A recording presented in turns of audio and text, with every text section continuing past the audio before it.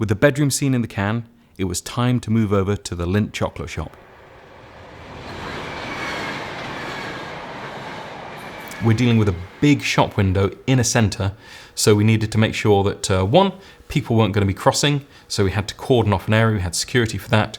Two, we needed to bring in an awful lot of neg fill, so we're using our big 2 metre and 3 metre Lasterlight skylight frames to place wherever there would be a reflection in the shop window, just to completely eliminate it. The only reflections that we wanted to see were the shots of the boy coming across and him reflecting in the glass. So the grip crew moved in, they put up all of those.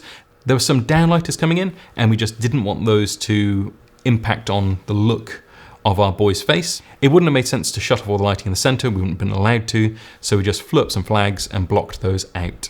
For the lighting on this one, again, we were trying to be efficient, so we used some Astera tubes, suction cupped them to the inside of the window, and placed it about 1.5 feet above the boy's head height. So that immediately gave him a little bit of an edge light, which was soft and wrappy, and gave him enough illumination to feel like it was coming from the shop.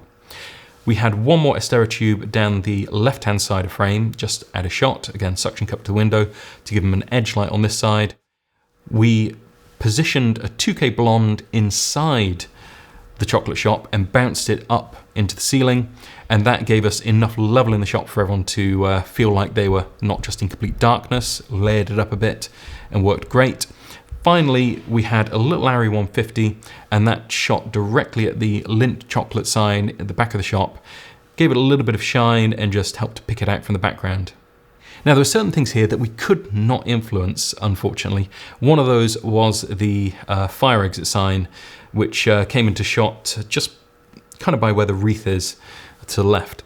We knew that if we tried to remove that on the day, it would just be a lot of hassle. We'd have to redress the set, we'd have to move things around, and there just wasn't time to do that. I knew that in post we'd be able to do something with it, so I just took the view that I would try and remove it in DaVinci, and indeed it was a quick fix to be able to just mask around that, paint it out, and it saved us a lot of time on set rather than having to redress anything or move anything around.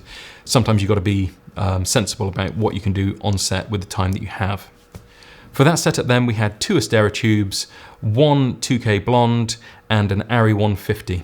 There was a 5th light in there, which we tried to use for a little bit of fill, and that was a Arri 800 redhead, just bounced into a little bit of foam core. It gave a little bit of return for the boy, but not all that much. It's really just to give a bit of room tone to the back of his head as he walks through the shot. Biggest takeaway here is negative. You've got to block out everything if you've got reflections in the shot, especially in a busy shopping centre, so those big frames are really what you have to get in to do that. In the next part, we tackle lighting a restaurant scene with a nighttime vibe and lots of large windows in broad daylight.